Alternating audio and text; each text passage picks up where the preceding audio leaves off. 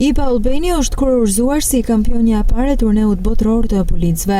Shqiptarët kanë fituar me rezultatin 3-2 përballë Zvicrës në finalen e luajtur në stadiumin Loro Boriçi. Kupa ju dorëzua kapiteni Tolsi Radohina nga presidenti i IPA-s botërore Martin Hoffman. Trajneri Ardian Zhuri dhe kapiteni Olsi Radohina ishin shumë të lumtur pas shpalljes kampion në këtë turne.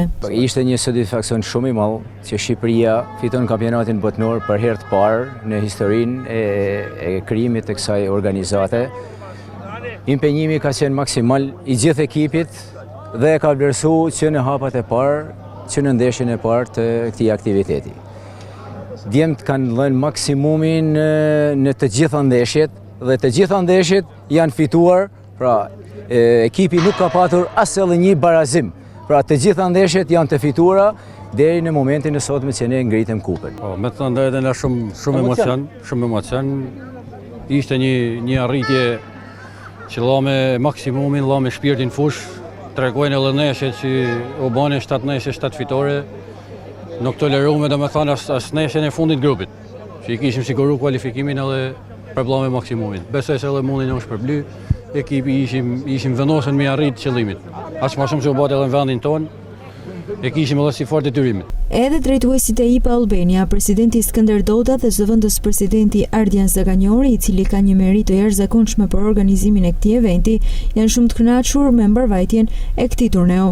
Ndërkohë edhe presidenti i Vllaznisë, Alban Xhaferi, falenderoi IPA Albania për këtë turne të organizuar në Shkodër. Para 3 ditë unë e thash që kupën dhe gjithçka e kam vetëm me këtë organizim shkëlqyer dhe e pabesueshme ndodhi që Shqipëria me një ekip të shkëlqyer djemsh, pa dallim nga njëri tjetri, gjithë një cilësi, arritën hap pas hapi të shikojnë 7 fitore, mritën në finale dhe fituan një ndeshje me një ekip shumë të denj, me ekipin zviceran, i cili po ashtu ishte shumë i fuqishëm. Unë e kam kënaqësi që ky aktivitet u fitu nga IPA seksioni Albania, pikërisht në Shkodër, në këtë vend kaq bujar, kaq mikpritës.